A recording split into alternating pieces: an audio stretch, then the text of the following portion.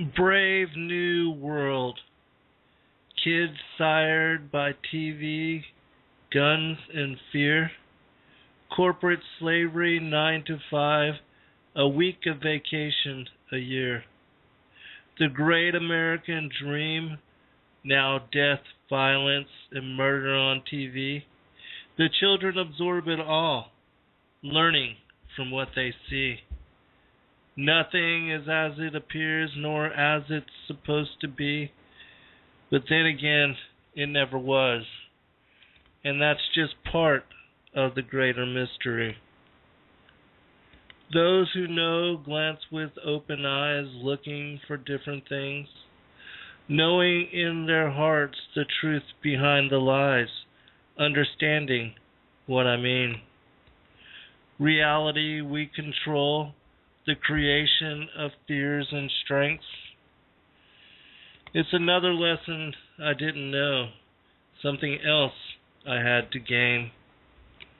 I came away from her wounded, just a little broken. But those days are already gone, and those words already spoken. The dreams I create these days seem too good to even be true. I'm finding again my inner strength, knowing what it is that I must do. And as I climb the roads leading the path before my eyes, I am presented with this chance to heal the scars of prior times. And so I embrace healing to resolve the bitter lessons of my past, letting go of bitter karma from mistakes I've already had. Welcome, friends. I'm your host, Zen Garcia. This is FallenAngels.tv, and I want to apologize for last week.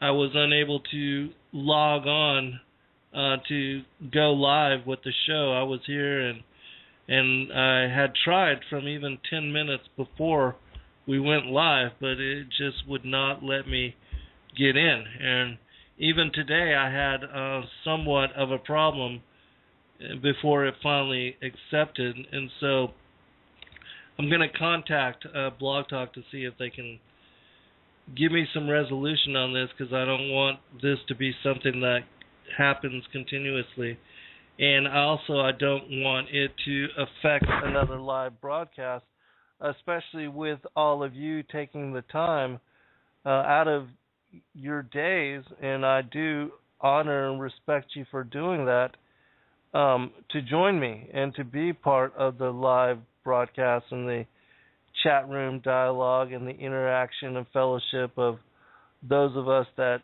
come together in congregation in this kind of a way. I know a lot of you are and have been actually looking for not necessarily a church, but a fellowship of gathering of truth seekers to where you can share what is the Sabbath according to the first creation week. Even though there is testimony and there is data out there that speaks about how it moves with the cycle of the moon, and because the cycle of the moon is 28 days, and the months and different months of the year are not exact to that.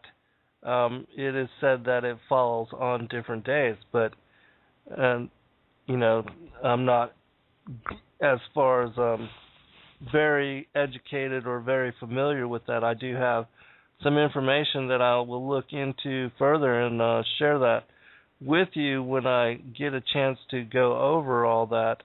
But until then, we'll just continue to fellowship and try to honor the commandment to honor the Sabbath. And so I appreciate those of you that do take the time to be here with me and that are also trying to do the same thing. And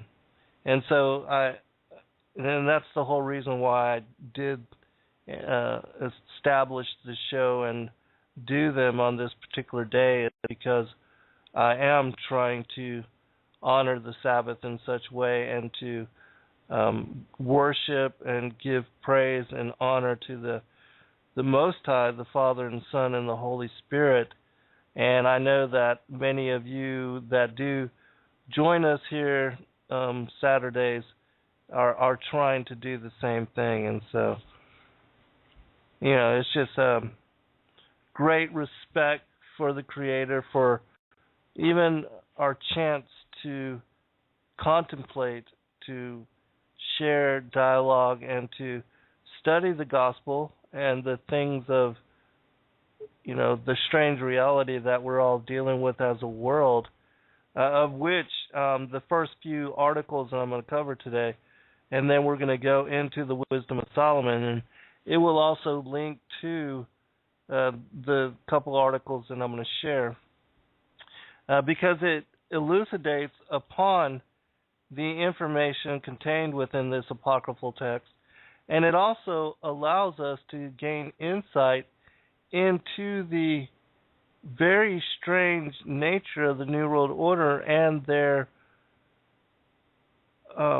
inclinations, the way that they raise their children in schizoid manner, and the abuse which, most parents, especially those that are of the seed of the woman, the children of Adam, we do not understand how it is nor why it is that the elites and those of the seed of the serpent would engage in certain behavior and practices which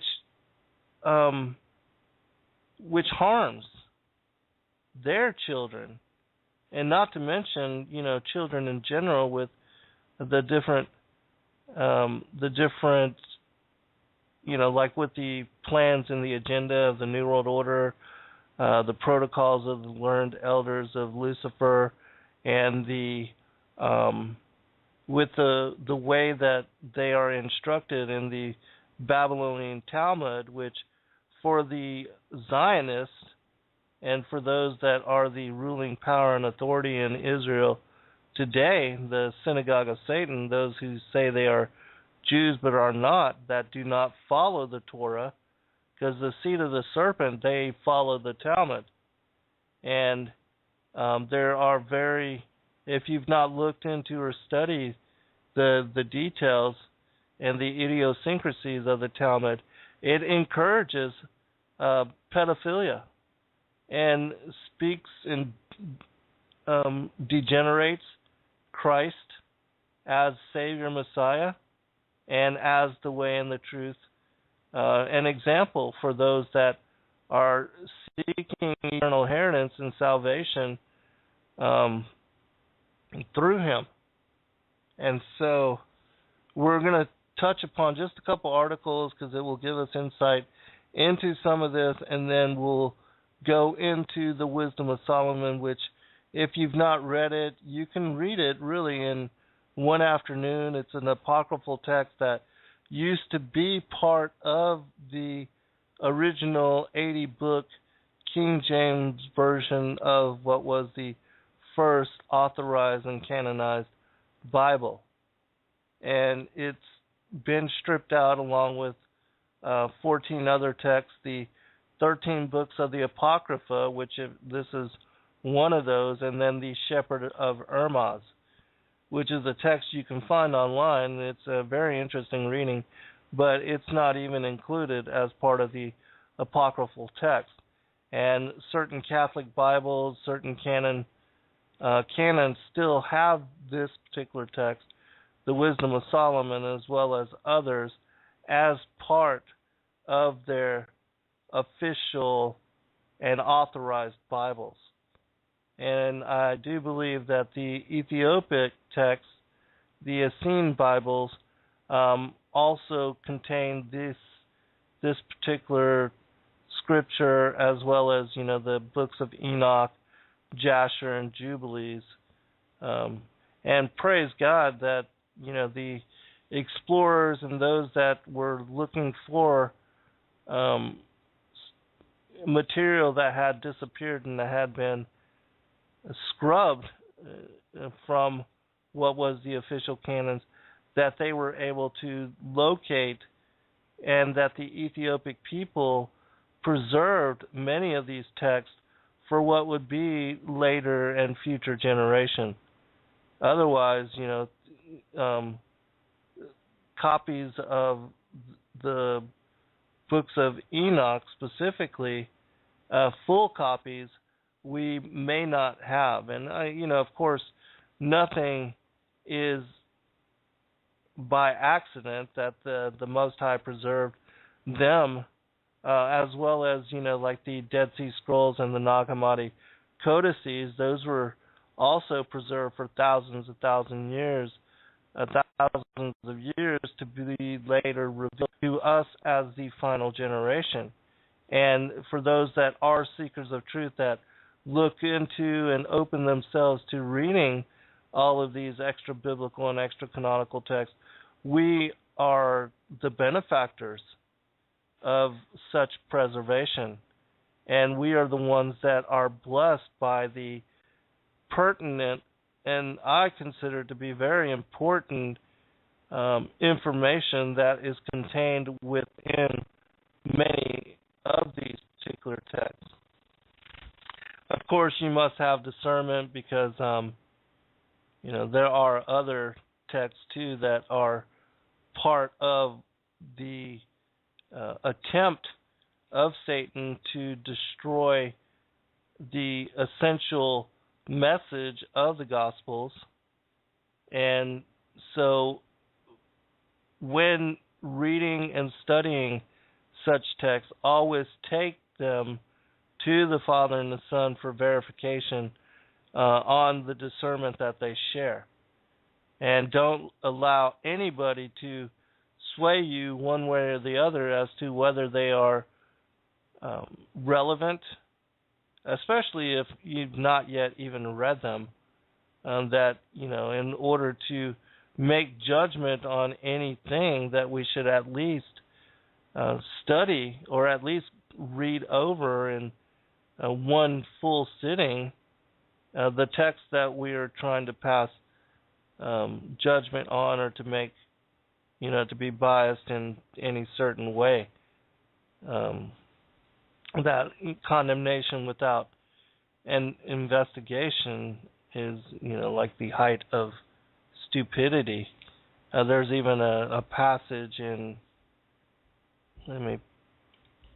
it's in one of the Proverbs, I believe, where it talks about this same thing. And I have that as part of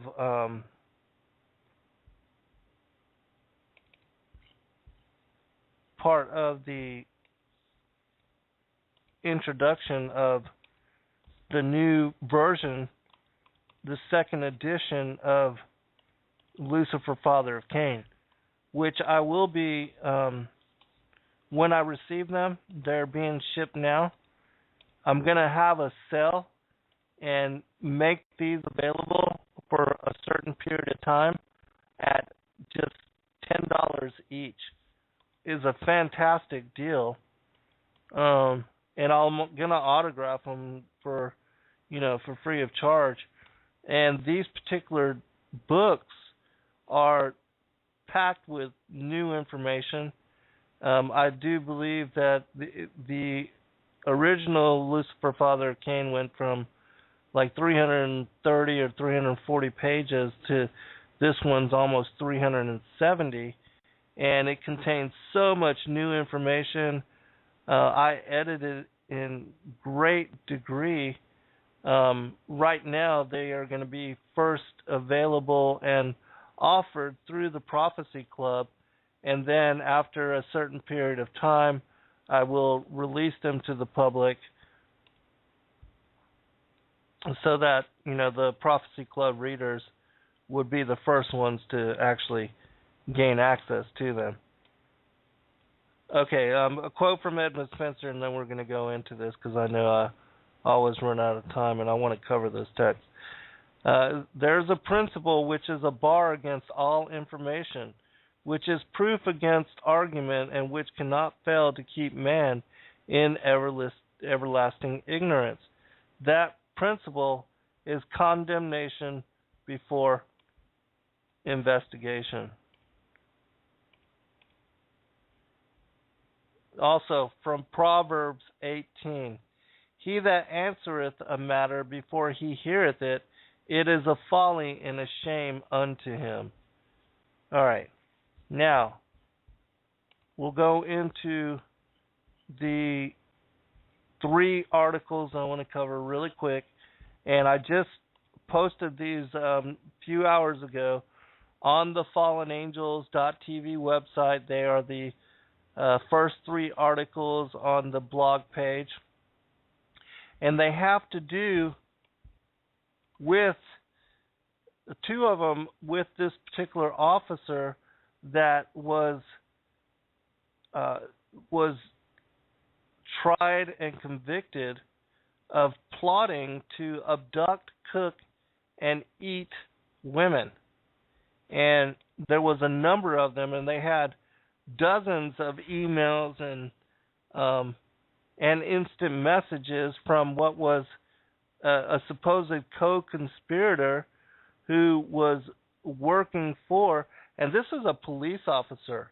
His name is Officer Gilberto Valle, and he was convicted and sentenced to life in jail, but just recently that conviction was overthrown by a judge, and this individual was released out again on to the streets of America and given his freedom.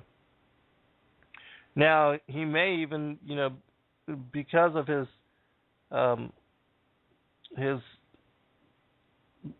particular case being overthrown, he may be reinstituted again as a police officer. I don't know. But anyways, I'm going to just read a little bit of this, because this will tie into another article, and then it will tie into the Wisdom of Solomon. It says,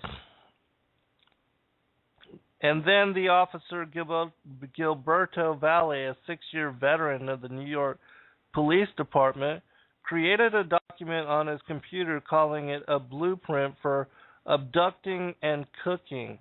In one of the most disturbing and unusual arrests involving a police officer, agents with the Federal Bureau of Investigation took Officer Valle into custody on Wednesday after they uncovered several plots to kidnap, rape, cook, and eat women. A quote, "I was thinking of tying her body onto some kind of apparatus," he wrote to a co-conspirator in one of the electronic communications recovered by law enforcement. "Cook her over a low heat. Keep her alive as long as possible." And when the co-conspirator asked how big the officer's oven was, Officer Valle replied, "Big enough to fit one of these girls if I folded their legs." I'm not going to read the entire article, but this gives you an idea of how twisted, demented, and just insane this individual is, and how his case was overthrown. It's like, to me, and the reason the judge overthrew it is says that these are all just fantasies, and he was just role playing, and he would never have actually did or committed such a crime, and that he never had a chance because he was locked up. But then think of all the people that are locked up for wanting to hire somebody to kill their spouse or to kill their children or something like that. And then they go to jail and they get charged with, conspiracy to commit such a crime. And then this individual is just released free of charge. There's more to it. In my opinion, it's one of these Freemasonic judges, which they protect this kind of behavior, and that's why this charge was overthrown, and he was released out onto the street again. It says, at worst, this is someone who has sexual fantasies, Mrs. Gatto said at the hearing on Thursday. But there is no actual crossing the line from fantasy to reality. But still, I mean, come on, just anybody. I mean, even if you make a threat on through instant message or on the internet, you can be charged with terroristic threats and be locked up for a felony and have the book thrown at you and even be tried as a enemy combatant, with no due process, no rights, no habeas corpus rights. And this individual is talking about abducting, raping, and cooking, and he's released free of charge. I mean, it's just insane. All right, just a little bit more. The evidence consists largely of emails and instant messages in which Officer Valle was, quote, discussing plans to kidnap, rape, torture, kill, cook, and eat body parts of a number of women, according to the complaint. I do believe there was I'll just read it. In a search of the officer's computer, federal investigators discovered files pertaining to at least 100 women. Some of them were his classmates from high school, a law enforcement official said. The FBI has identified and interviewed 10 of these women, each of whom has confirmed to the FBI that Valle is known to them. All right. Just a little bit more to give you an idea of what this guy was planning to do. She will be alive, he wrote. I think I would rather not get involved in the rape. You paid for her. She is all yours, and I don't want to be tempted the next time I abduct a girl. All right, so I can find humor in any situation, he said, adding that he had an endless supply of hilarious short stories from work that can't be made up.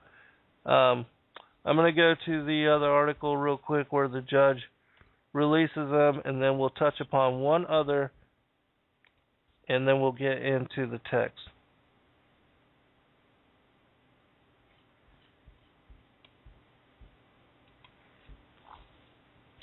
Gilberto Valle, also called the Cannibal Cop, for supposedly plotting to kill, rape, and cook women, has been released. Manhattan Judge Paul Gardeffi acquitted Valle, a New York City police officer, on the grounds that there was no sufficient evidence that the suspect planned to act on these gruesome ideas. According to Gardeffi's ruling, while Valle may have depraved and misogynistic sexual fantasies about the women that he plotted against, the prosecutors failed to prove that he had taken concrete steps to carry them out. Quote, the evidentiary record is such that it is more likely than not the case that all of Valle's about kidnappings are fantasy role play. Once the lies and the fantastical elements are stripped away, what is left are deeply disturbed, misogynistic chats and emails written by an individual obsessed with imagining women he knows suffering horrific sexual-related pain, terror, and degradation. The judge also noted that no one was ever kidnapped, nor did any attempted kidnapping ever take place. Valle was convicted in March 2013 for conspiracy and misdemeanor for accessing the New York police database to search for his supposed victims. The misdemeanor ruling was upheld by Gardeffi and was meted with a year in. But since Valle has been in jail for more than a year now, he has already served his time. And so now he's going to be set free. Of the Valle says wanted him to experience being cooked alive. She'll be trussed up like a turkey, She'll be terrified, screaming and crying, Valet was quoted in the evidence presented to the jury during the trial. All right. So anyway, so you see now this crazy judge, which, he's got to be one of those that are tied to these particular bloodlines that has decided to release this maniac back onto the street. All right, one last article. Incest survivor exposed Illuminati Satanist. This is from Henry Makow. And this will tie into this, and then we'll go into certain aspects of the Wisdom of Solomon for the remainder of the time. In 1989, on national TV, a courageous young woman exposed the satanic Jewish forebears of the Illuminati who dominate the West. This was originally released March 31st, 2009, but has just recently been updated. And I want to thank Sea Tiger for sharing. On May 1st, 1989, a nice Jewish girl, aged 29, Vicky Poland, appeared on the Oprah show and said her family was part of a satanic cult that goes back to the 1700s. Although they appear to be upstanding citizens, lawyers, doctors, police officers, etc., they engage in satanic ritual, human sacrifice, incest, and cannibalism, often in synagogues, and they drink and eat blood. All right. Now remember, this is an insider eyewitness account as to how her own families act, and being from a Jewish family, she's also talking about how these rituals would be enacted by these Talmudic rabbis. She is describing the Illuminati, which originated in the Frankish movement in the 18th century. Jacob Frank born Jacob Leibowitz led a major satanic heresy that shook the Jewish world. They believed that the Messiah would return if the world went over to evil completely, and so they encouraged all sexual license and satanic evil as the ultimate good. Financed by the Frankish Rothschild banking syndicate, they subverted all religions and national elites by assuming every religious and political hue. They took over Freemasonry and are now in the final stages of establishing their world government, aka globalization or the New World Order. The abuse Poland suffered is an example of how Illuminati families, Jews and non-Jews, treat their children. George W. Bush and Barack Obama may have suffered similar trauma and, like Poland, have multiple personality disorder. Vicky is from Chicago, and there is no telling how many Chicagoans surrounding Barack Obama are part of this satanic occult. Think Rahm Emanuel and Valerie Jarrett. Rich, there was just recently an article speaking about how Rahm Emanuel and Barack Obama in Chicago were part of the same gay bathhouse. All right, continuing. Poland told Oprah that she witnessed babies sacrificed and consumed for the power this gave. These babies are bred within the extended families for such purpose. She said she was raped several times, and elsewhere says that she had 5 abortions due to intercourse with her father. Poland said her family was extremely, quote, in these practices. Her mother is on the Human Relations Commission of the town that she lives in, and she's an upstanding citizen. Nobody would suspect her. Nobody would suspect anybody involved in it. There's police officers involved in it. There's, doctors, lawyers, etc. I mean, to the outside world, everything we did was proper and right. And then there were the nights that things changed, that things just got turned around. What was wrong was right, and what was right was wrong. That's what helps to create some of them develop multiple personality disorder. Poland's therapist, Tina Grossman, was on the show but not on YouTube. She told Oprah she had treated over 40 survivors from many states and Canada. They have never met each other yet say and describe the exact same things. Mrs. Grossman said they are describing identical rituals just the same as, since I'm Jewish, you could go to New York or California and describe a cedar in one state or another, and as a Jew you would recognize it, whatever a cedar is, S-E-D-E-R. This is the in evil and the power that evil gives you. And so it has these certain rituals, so they are very similar with all of the survivors. Oprah says, see, but I am very surprised because the Jewish faith is the Jewish faith, and worshiping the devil is not part of the Jewish faith.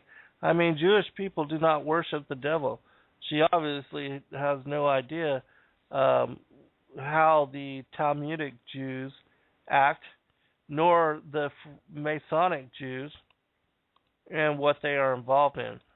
Or if she does, she's just covering up and trying to deny.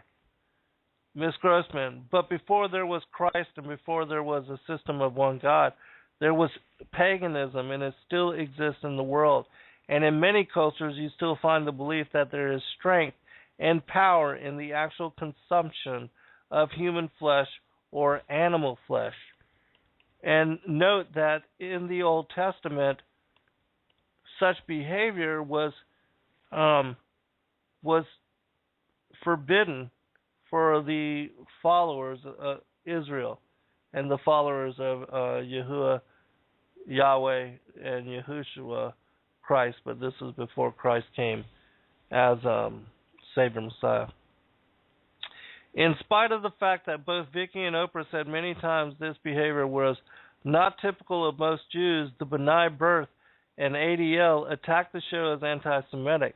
Oprah did her penance and obviously has been forgiven.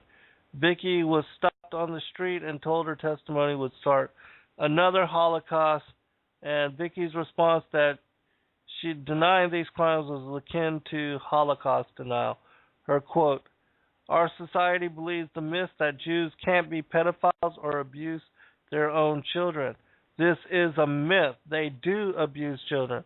There are even those who practice cannibalism and perform human sacrifices. Believe me, I saw it with my own eyes. I've come to the point in my life where I feel I need to bear witness. I have and will continue to until I'm sure what I had to endure as a child is believed by you and others like you. I will do whatever is possible so what happened to me doesn't happen to anyone else. And then it goes on to describe how Vicky became a counselor for individuals that have gone through such practice. All right, I'm not going to read the rest of the article and the conclusion, but basically this kind of thing does happen, and it's happening more and more, and it's been brought out into the light of public testimony and public opinion by many individuals. There are many articles now, and if you go through the archives on Fallen Angels TV, I've posted and linked many of these articles that are talking about how the Queen, popes, and certain cardinals, and the Vatican authorities, individuals of high caliber, transnationalist, globalist elites, Rothschild banking families and cartels, how many individuals are part of and engage in such behavior. And that we know that also on the longest day of the year, the Bohemian Grove, that they are involved in such rituals. And we know this from the testimony, Paul Bonacci, who was one of the first victims of Catholic priest, and he was also one of those that gave testimony and became a witness for John de Camp in what is known historically and has become famous as the Franklin cover-up. And if you're not familiar and you think that what I'm speaking about is completely far out and just all based on fantasy and has no basis in reality, read that book, because it gives graphic detail of how these young children who were used from various, like the Boys Town, that they were foster children, orphans, children that slipped through the cracks and were housed in various foster homes, how they were subjected to such torment, and they were forced to go through such ritual. They speak about how they were involved in the murder of children, and also the drinking of blood and the cannibalizing of flesh through satanic rituals that they were subjected to. Paul Bonacci talks about, and he had a photographic memory, and he wrote down the things that happened to him in his diary, and part of his diary speaks about how him and another kid were taken to an area in San Francisco where they had big trees, and that they were forced to engage in homosexual acts with this other child that was there, and that this child had his brains blown out, and that afterwards they were forced then to also continue engaging in sexual acts. And he speaks about how Hunter S. Thompson was the one that was videotaping all of this, and that after this child's death, they were taken up into a helicopter, and the body was thrown down to what he quoted in his diary as the men that were dressed in black and red hooded robes. And of course, these are the Bohemian Grove, the Masonic, the brotherhood, the fraternity that has the cremation of care ceremonies during the summer solstice, the longest day of the year. And even though we are told that the ritual is just a mock ceremony where a certain effigy is burned and that there are no real human sacrifices, this testimony by Paul Bonacci says otherwise. And then he also spoke about how they were then taken to a party, an after party, where they were passed around like sexual toys, and the men at this party watched the video that was recorded by Hunter S. Thompson. Jazz, it's absolutely sick. It's and I'm sorry to even have to speak about these things, but this is the reality that we're dealing with. This is how psychotic these world rulers, these elitists are, and they subject their own children to such behavior, which is just beyond even comprehension. The seed of the woman, Adam's lineage, we as the normal people, as the collective masses of humanity, what they call the useless eaters, it's just beyond bizarre. It's so crazy and lunatic fringe. It's difficult for us to even wrap our minds around the possibility that this kind of thing happens.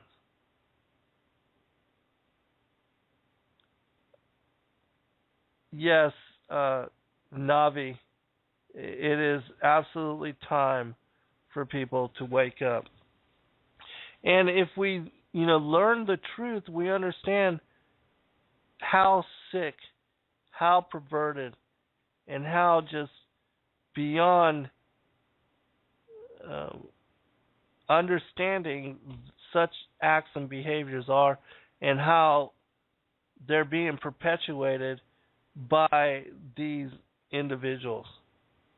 And if they would do this to their own children, you can bet they wouldn't blink an eye as to subjecting the rest of humanity and other children to such perverted behavior. And remember, in the Old Testament, it was talked about how they were engaged in the sacrifice of their own children to gain such power. And so it's very difficult for normal people to even fathom, to even think that such things can happen. All right, I'm going to share a quote just to give you an idea that, yes, this stuff happens and has happened and is even spoken about in the wisdom of Solomon.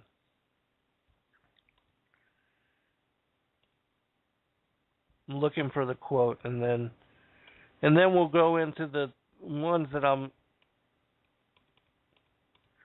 wanted to specifically, chapters 2 and 5, to bring focus upon,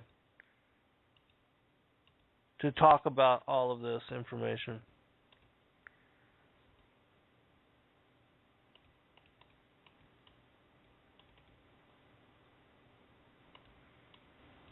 Okay, and I think, all right, here it is. This is from the Wisdom of Solomon, chapter 12. It says this: For thy immortal spirit is in all things, therefore thou dost correct little by little those who trespass, and dost remind and warn them of the things wherein they sin, that they may be freed from wickedness and put their trust in thee, O Lord. Those who dwelt of old in thy holy land thou didst hate for their detestable practices, their works of sorcery and unholy rites, their merciless slaughter of children, and their sacrificial feasting on human flesh and blood. These initiates from the midst of a heathen cult, these parents who murder helpless lives, thou didst will to destroy by the hands of our fathers, that the land most precious of all to thee might receive a worthy colony of the servants of God. All right, I'm going to read one other passage. But there you can see. Oh, I'm going to read one other, verse 10. But judging them little by little, thou gavest them a chance to repent, though thou wast not unaware that their origin was evil, and their wickedness inborn, and that their way of thinking would never change. For they were an accursed race from the beginning, and it was not through fear of anyone that thou didst leave them unpunished for their sins. And so this particular passage, again, is alluding to that they are of the line of Cain, that they were wicked going all the way back to the beginning, to the very first progeny of their, which Cain was the original patriarch of their line. And being wicked since the beginning, which we know that Cain was a child of the devil, and that's why he had an ill nature. That when he came into the world, he was a murderer, a liar, a deceiver, so that kind of a schizoid nature, because he was a child of the devil. And the devil also, as mentioned in the word, he was a murderer and a liar since the beginning. One other passage I want to share with you, and this is from the Old Testament, and this is from Micah chapter 3. A long time ago, I found this particular passage, and it gave confirmation to me as to how these, the seed of the serpent engages in such practice as what is spoken about there in Wisdom of Solomon, chapter 12. It says this, "And I said, Hear, I pray you, O heads of Jacob, and ye princes of the house of Israel.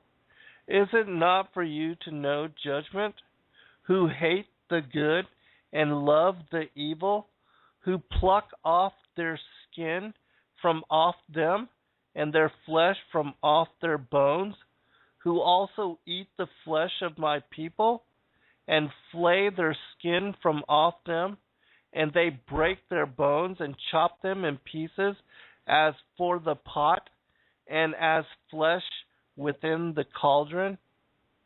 Then shall they cry unto the Lord, but he will not hear them.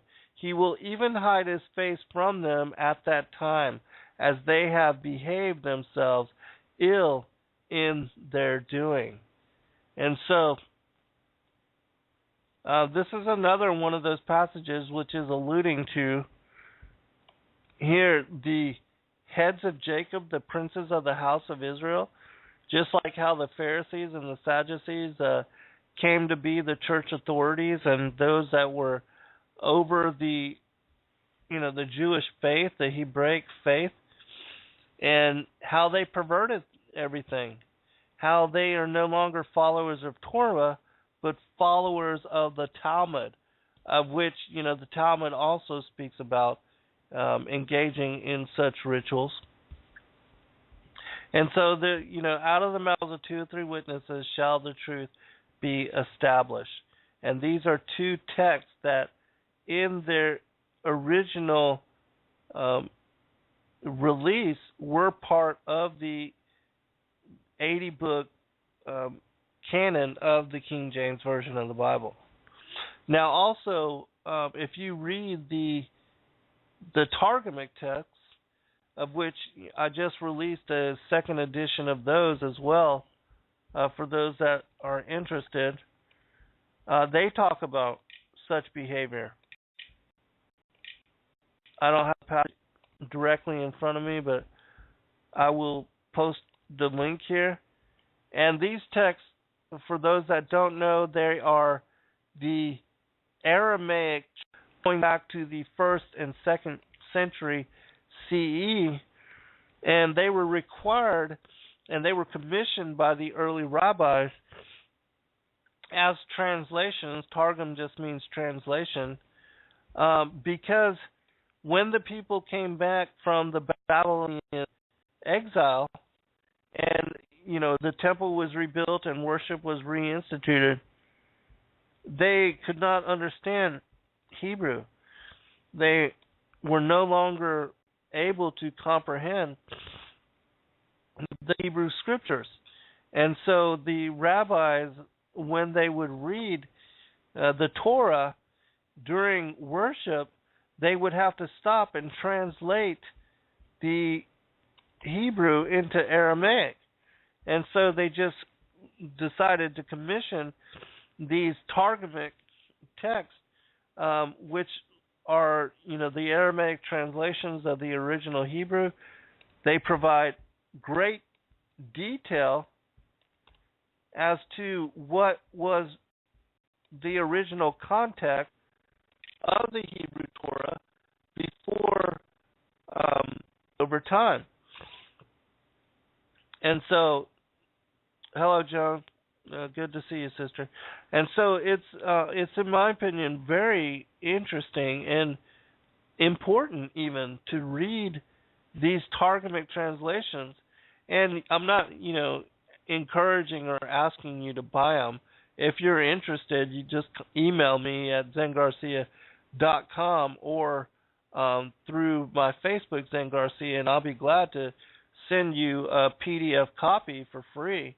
I myself personally like to read, in print form. I don't like to read from the computer because I already spend too much time with the computer anyways, working on all my information and all my books.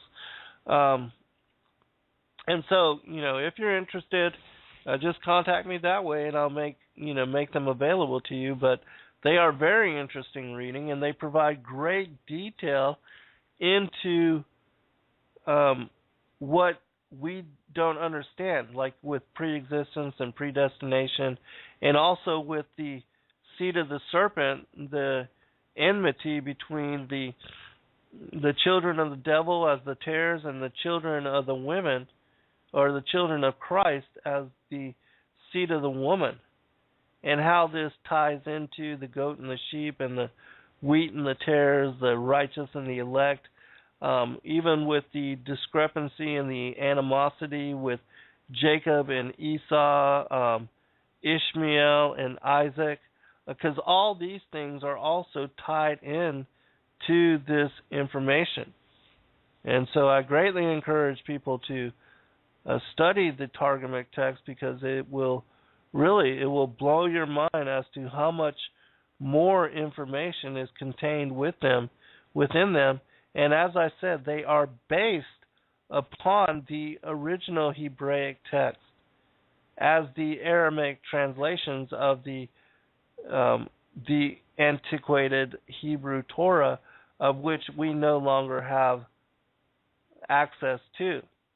And so the closest thing we're going to get is the English translation of these Aramaic translations, of which is the book that I just linked to in the chat room.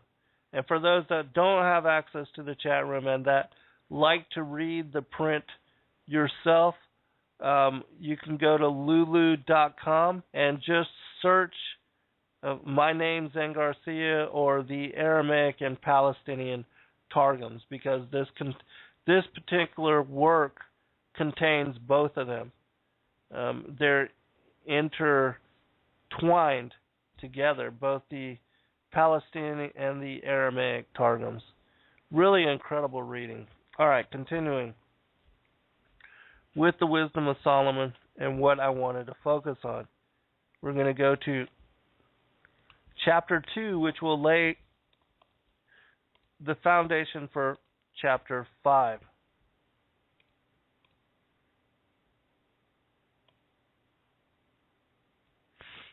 And then I'm going to share commentary as we go along as well.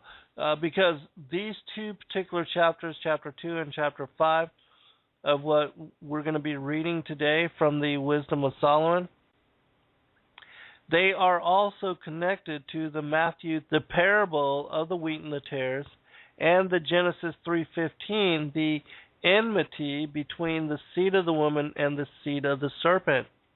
Because in the context that we're going to be reading about, it will be speaking about the righteous and the elect as minority, and those that are of the unrighteous, and those that are to be condemned, that are not given to following the commandments, and that having been led astray, and that a lot of the masses, there is a minority, most have been led astray, but there is a minority that is part of the lineage and the children of the devil, and they do not want to be part of the righteous. In fact, they raise their children to be, the followers of these Masonic orders, and to treat and to raise their children in similar manner, to be pedophiles, to engage in all of these corrupt and abominable practices. And not a lot of them get out. A lot of them remain in so that they can partake and receive inheritance from the royalty and the money, the power and the prestige that these families and these particular Illuminati families hold, because they are the ones that print the money and loan it to governments at interest.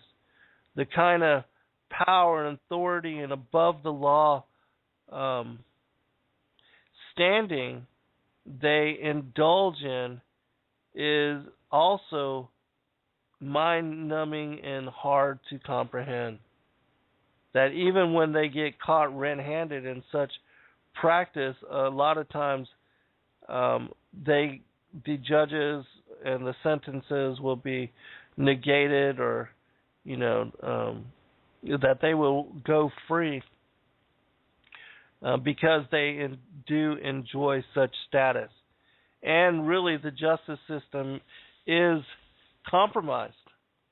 That true rule of law and authority here in this world it is subjected to this bias, where the elites and the rich and those that are part of these secret societies and that have and share these blood oaths with each other, that there is a certain kind of justice that is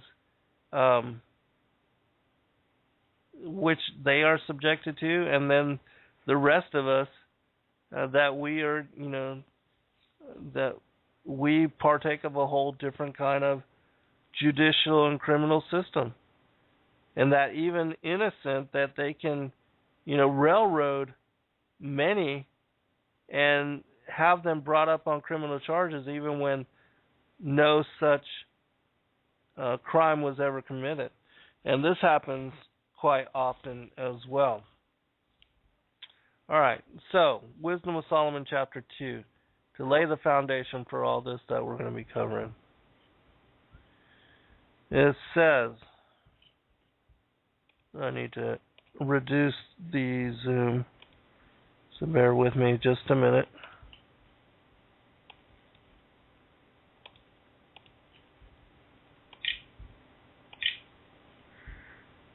And I would also encourage people to read this text in its entirety.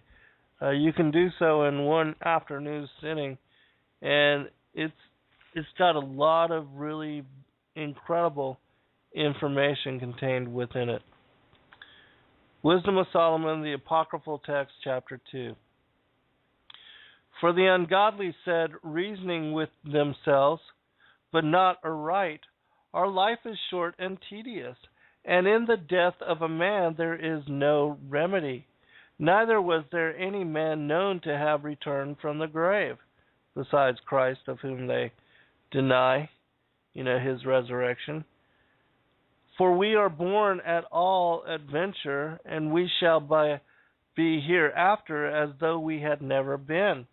For the breath in our nostrils is as smoke, and a little spark in the moving of our heart, which being extinguished, our body shall be turned into ashes, and our spirit shall vanish as the soft air. And our name shall be forgotten in time, and no man shall have our works in remembrance. And our life shall pass away as the traces of a cloud, and shall be dispersed as a mist that is driven away with the beams of the sun, and overcome with the heat thereof. For our time is very shadow that passeth away, is a very shadow that passeth away. And after our end there is no returning, for it is fast sealed, so that no man cometh again. Come on, therefore, let us enjoy the good things that are present, and let us speedily use the creatures like as in youth. Let us fill ourselves with costly wine and ointments, and let no flower of the spring pass by us. Let us crown ourselves with rosebuds before they be withered. Let none of us go without his part of our voluptuousness.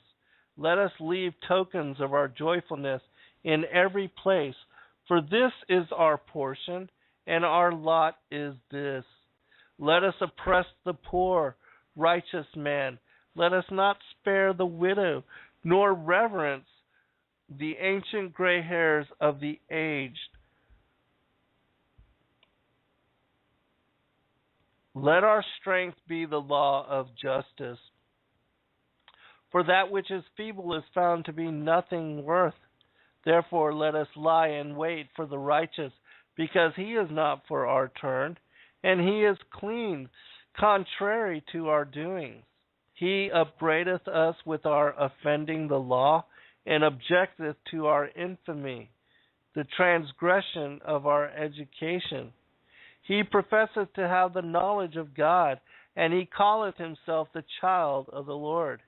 He was made to reprove our thoughts.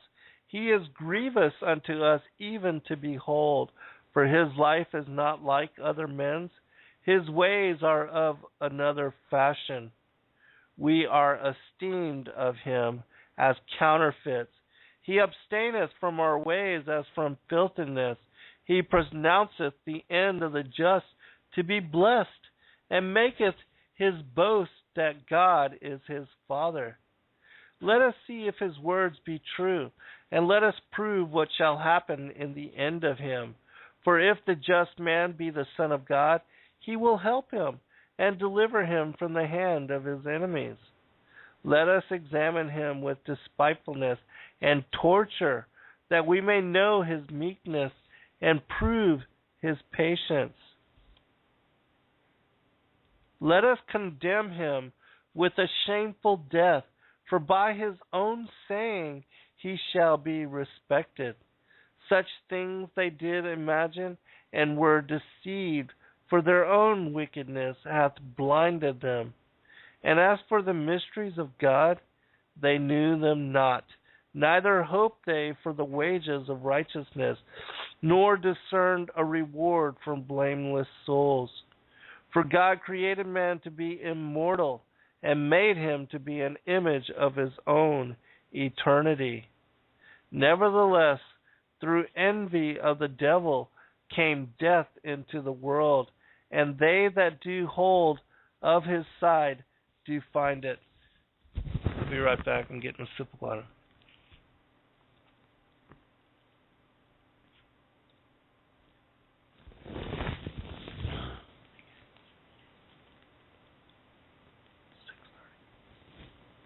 All right.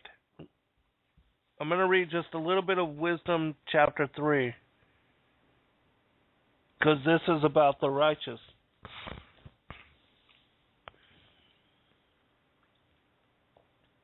But the souls of the righteous are in the hand of God, and no torment will ever touch them.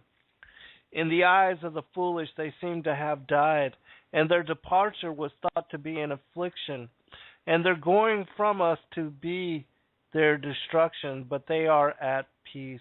For though in the sight of men they were punished, their hope is full of immortality. Having been disciplined a little, they will receive great good, because God tested them and found them worthy of himself. Like gold in the furnace he tried them, and like a sacrificial burnt offering he accepted them. In the time of their visitation they will shine forth, and will run like sparks through the stubble. They will govern nations and rule over peoples, and the Lord will reign over them forever. Those who trust in him will understand truth, and the faithful will abide with him in love, because grace and mercy are upon his elect, and he watches over his holy ones. But the ungodly will be punished as their reasoning deserves, who disregarded the righteous man and rebelled against the Lord. For whoever despises wisdom and instruction is miserable. Their hope is in vain. Their labors are unprofitable, and their works are useless. Their wives are foolish, and their children evil. Their offspring are accursed. For blessed is the barren woman who is undefiled, who has not entered into a sinful union. She will have fruit when God examines souls. Blessed also is the eunuch, whose hands have done no lawless deed, and who has not devised wicked things against the Lord. For special favor will be shown in him for his faithfulness, and a place of great delight in the temple of the Lord. For the fruit of good labors is renowned, and the root of understanding does not fail. But children of adulterers will not come to maturity, and the offspring of an unlawful union will perish. Even if they live long, they will be held of no account, and finally their old age will be without honor. If they die young, they will have no hope, and no consolation in the day of decision. For the end of an unrighteous generation is grievous. All right, I'm going to make commentary on these two particular extremes. Basically, again, this is the two opposite sides. The righteous and the elect, and those that are counted worthy, and then those that are the wicked and that follow not the commandments, that indulge in the carnal aspects of this world, that ridicule those that follow the commandments and that do righteousness and that perform random acts of kindness for goodness sake, because goodness feels good and it feels good to do good, but those that engage and indulge in evil, certainly conscience lets them know, and they are in knowing, they're not just ignorant of the retributions, the circumstances, and the consequence of their actions, especially when they are engaging in really abominable acts of, like torture, serial murder, rape, or anything of that nature, where you cannot deny or claim ignorance as to your actions, because there's a barometer within us that lets us know, a conscience, what the Shepherd of Irma speaks about as being the indwelling duality of that there is an angel of righteousness and an angel of unrighteousness within us, and that the battle, the war in heaven, is within, and that depending on our focus and whether we give our energy and our effort to doing good or doing evil, that we feed these aspects of ourselves. And so those that become, like serial killers or people, serial murderers, serial rapists, people that have no remorse or no conscience when acting in such behavior, they have killed that aspect of themselves and have denied this conscience and this barometer within themselves to where it speaks up no more. But certainly when, as a child, even like serial murderers that begin with killing animals, or that subject innocent people to their inclinations, that they know when they are doing wrong. And most of us, Even now, those of us that are trying to follow the commandments, that desire to be counted among the elect and the righteous, that are wanting to be part of the minority that is worthy of an eternal inheritance, which includes a return to our first estate and a return to paradise. You know when you are doing wrong, when you are abstaining from goodness, and when you are opening yourselves to following the desires of the carnal aspects of this world.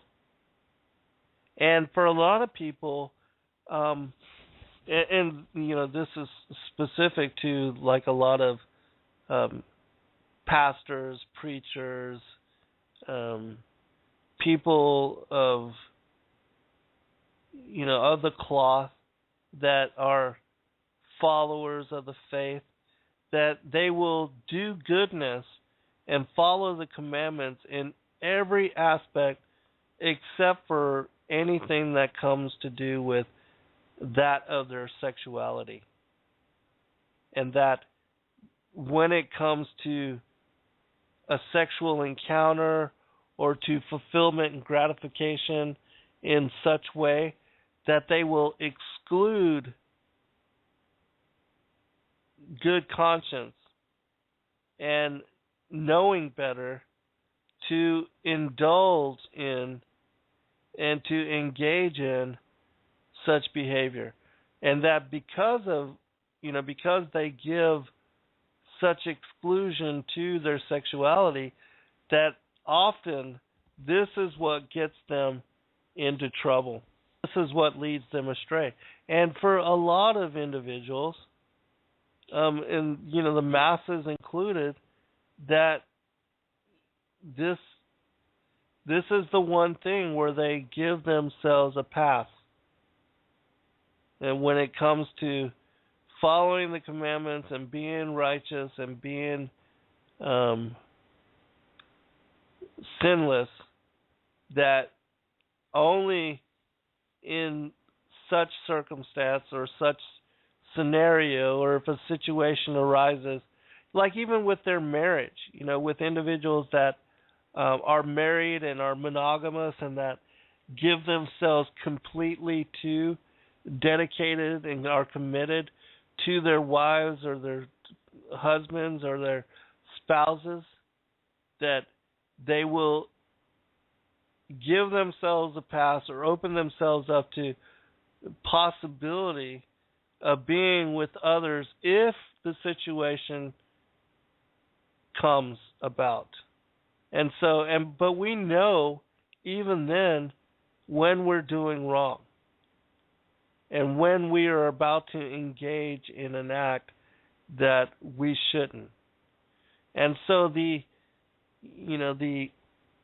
gauge is within us. And so we have to be vigilant in all aspects of being, emotional, mental, spiritual, physical, and sexual, because those are the 5 aspects of being, that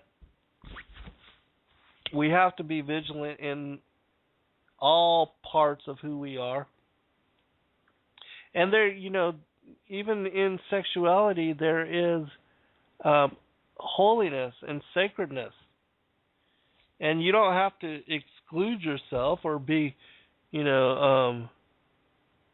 or be to where, I forget the word, where somebody doesn't engage. I don't know why it's slipping my mind. But anyways, I don't want to spend any more time on this. I want to go ahead and cover chapter 5 of the Wisdom of Solomon because I'm running out of time.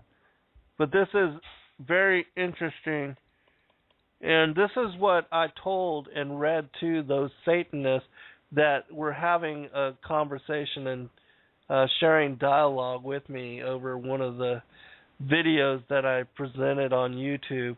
They were talking about how Christianity is all made up, Christ never existed, and Because this is the same thing that so many of those that are part of the secret societies, Luciferians, Satanists, that think they can be as gods themselves, they say the same kind of things and then they deny, just as it says in chapter 2.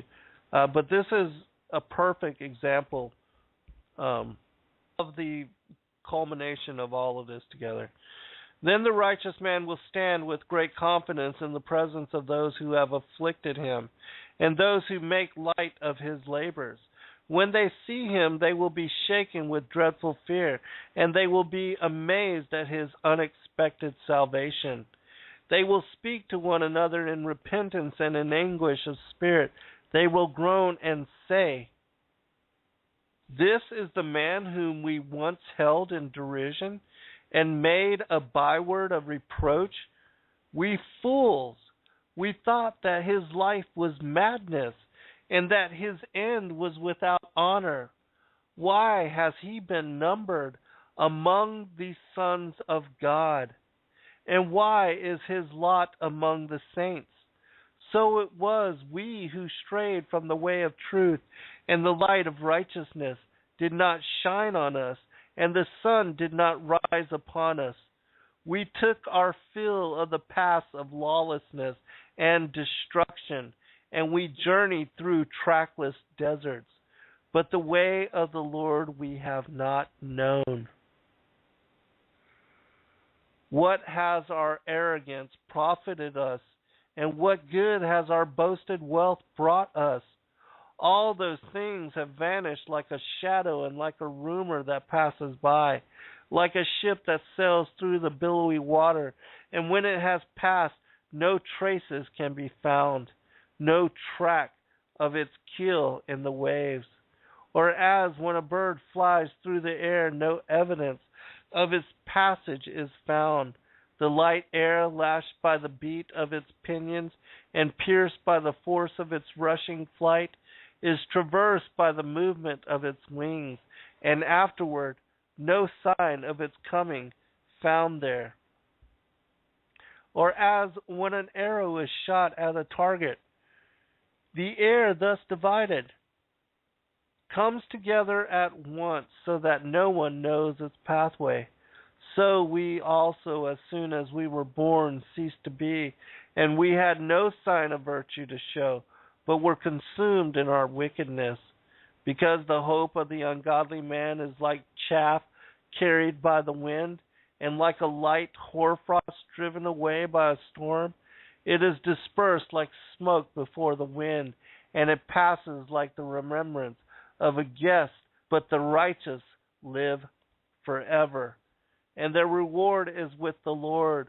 The Most High takes care of them.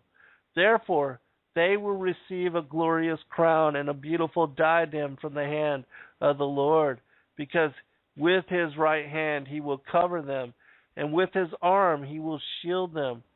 The Lord will take his zeal as his whole armor, and will arm all creation to repel his enemies.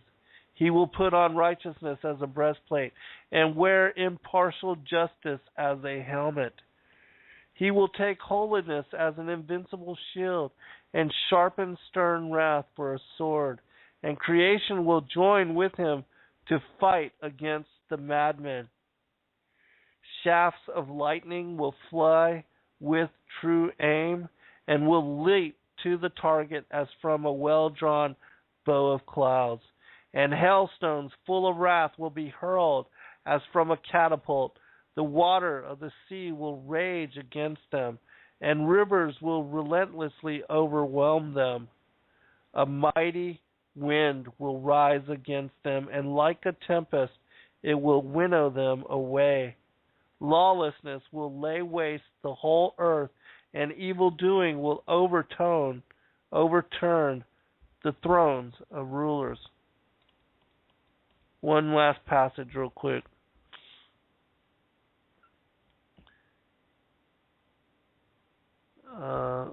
Because I think this says it so well.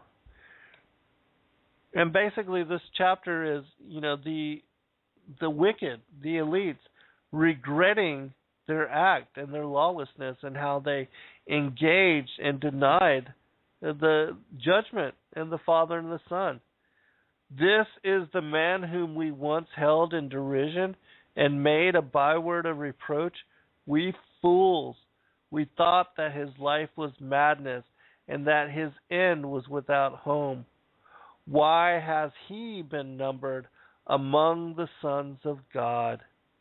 And so, keep this in mind whenever you are tempted, whenever you are questioning or deciding to give part to evil or to sin, and to, even for sexuality or for a sexual encounter, because is it worth it if you're to be judged in the next moment? Because the Father and the Son, Christ and the second coming, could be at any moment. And so you have to weigh those actions with your eternal inheritance. We must be perpetually ready. Because, there's so much deliberation, so much dialogue on pre-trib rapture or post-trib rapture or pre-wrath rapture. Be ready at all moments of being, because we just never know. And you have to ask yourself, is it worth it for me to allow sin in my life in this moment? And if this was it, and life was to be completed in this day, would it be worth it? And think about that in deliberation and when you are deciding to sin, because really, our eternal inheritance, our salvation, is at risk at all moments. And all the things we've already done. Once you accept Christ and you choose to be born again, you have to follow that narrow path. You have to be on that narrow road. And so, it's not okay to just, all right, well, today I will sin, but tomorrow I'll seek forgiveness. You have to, in all moments, that has to be your mindset. With that, Wednesday, join me at Revolution Radio, freedomslips.com, and we'll cover some more aspects of the esoteric and hidden scriptures. God bless all. I pray for all of you and pray for blessing upon you and your children and your loved ones. May the Lord and the Father and the Son keep us in their grace and protection, and lead us in the narrow way so that we can make their will, their direction for our life, the basis and the focus of who we are and why we're here and where we're going. God bless all. Brave new world. Kids sired by TV, guns, and fear. Corporate slavery 9 to 5, a week of vacation a year. The great American dream, now death, violence, and murder on TV. The children absorb it all, learning from what they see. Nothing is as it appears, nor as it's supposed to be. But then again, it never was. And that's just part of the greater mystery. Those who know glance with open eyes, looking for different things, knowing in their hearts the truth behind the lies, understanding what I mean. Reality we control, the creation of fears and strengths. It's another lesson I didn't know, something else I had to gain. I came away from her wounded, just a little broken. But those days are already gone, and those words already spoken. The dreams I create these days seem too good to even be true. I'm finding again my inner strength, knowing what it is that I must do. And as I climb the roads leading the path before my eyes, I am presented with this chance to heal the scars of prior times. And so I embrace healing to resolve the bitter lessons of my past, letting go of bitter karma from mistakes I've already had. Welcome, friends. I'm your host, Zen Garcia. This is FallenAngels.tv, and I want to apologize for last week. I was unable to log on to go live with the show. I was here and I had tried from even 10 minutes before we went live, but it just would not let me get in. And even today I had somewhat of a problem before it finally accepted. And so I'm going to contact Blog Talk to see if they can give me some resolution on this, because I don't want this to be something that happens continuously. And also I don't want it to affect another live broadcast, especially with all of you taking the time out of your days, and I do honor and respect you for doing that, to join me and to be part of the live broadcast and the chat room dialogue and the interaction and fellowship of those of us that, come together in congregation in this kind of a way. I know a lot of you are and have been actually looking for not necessarily a church, but a fellowship of gathering of truth seekers, to where you can share what is the Sabbath according to the first creation week. Even though there is testimony and there is data out there that speaks about how it moves with the cycle of the moon, and because the cycle of the moon is 28 days, and the months and different months of the year are not exact to that. It is said that it falls on different days, but I'm not as far as very educated or very familiar with that. I do have some information that I will look into further and share that with you when I get a chance to go over all that. But until then, we'll just continue to fellowship and try to honor the commandment to honor the Sabbath. And so I appreciate those of you that do take the time to be here with me and that are also trying to do the same thing. And so and that's the whole reason why I did establish the show and do them on this particular day, is because I am trying to honor the Sabbath in such way and to worship and give praise and honor to the Most High, the Father and Son and the Holy Spirit. And I know that many of you that do join us here Saturdays are trying to do the same thing. And so, it's just great respect for the Creator, for even our chance to contemplate, to share dialogue, and to study the gospel and the things of, the strange reality that we're all dealing with as a world, of which the first few articles that I'm going to cover today, and then we're going to go into the Wisdom of Solomon, and it will also link to the couple articles that I'm going to share, because it elucidates upon the information contained within this apocryphal text, and it also allows us to gain insight into the very strange nature of the New World Order and their inclinations, the way that they raise their children in schizoid manner, and the abuse which, most parents, especially those that are of the seed of the woman, the children of Adam, we do not understand how it is nor why it is that the elites and those of the seed of the serpent would engage in certain behavior and practices which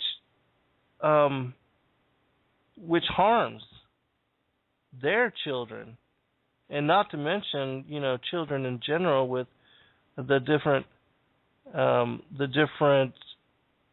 like with the plans and the agenda of the New World Order, the protocols of the learned elders of Lucifer, and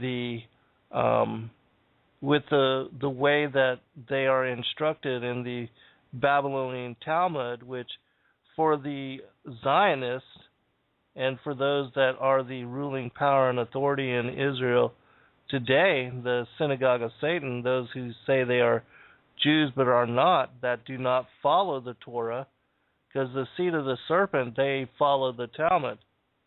And there are if you've not looked into or studied the details and the idiosyncrasies of the Talmud, it encourages pedophilia and speaks and degenerates Christ as Savior Messiah and as the way and the truth, an example for those that are seeking eternal inheritance and salvation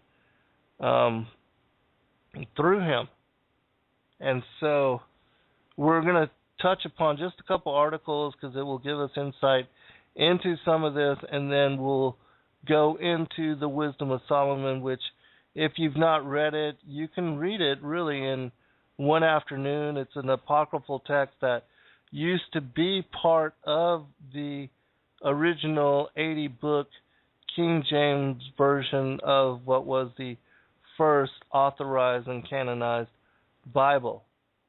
And it's been stripped out along with 14 other texts, the 13 books of the Apocrypha, which this is one of those, and then the Shepherd of Hermas, which is a text you can find online. It's a very interesting reading, but it's not even included as part of the apocryphal text. And certain Catholic Bibles, certain canons still have this particular text, the Wisdom of Solomon, as well as others, as part of their official and authorized Bibles. And I do believe that the Ethiopic text, the Essene Bibles, also contain this particular scripture, as well as the books of Enoch, Jasher, and Jubilees. And praise God that the explorers and those that were looking for material that had disappeared and that had been scrubbed from what was the official canons, that they were able to locate, and that the Ethiopic people preserved many of these texts for what would be later and future generation. Otherwise, copies of the books of Enoch specifically, full copies, we may not have. And, of course, nothing is by accident, that the Most High preserved them, as well as, like the Dead Sea Scrolls and the Nag Hammadi codices. Those were also preserved for thousands of years to be later revealed to us as the final generation. And for those that are seekers of truth, that look into and open themselves to reading all of these extra biblical and extra canonical texts, we are the benefactors of such preservation, and we are the ones that are blessed by the pertinent, and I consider to be very important, information that is contained within many of these particular texts. Of course, you must have discernment, because there are other texts too that are part of the attempt of Satan to destroy the essential message of the Gospels. And so when reading and studying such texts, always take them to the Father and the Son for verification on the discernment that they share. And don't allow anybody to sway you one way or the other as to whether they are relevant, especially if you've not yet even read them, that, in order to make judgment on anything, that we should at least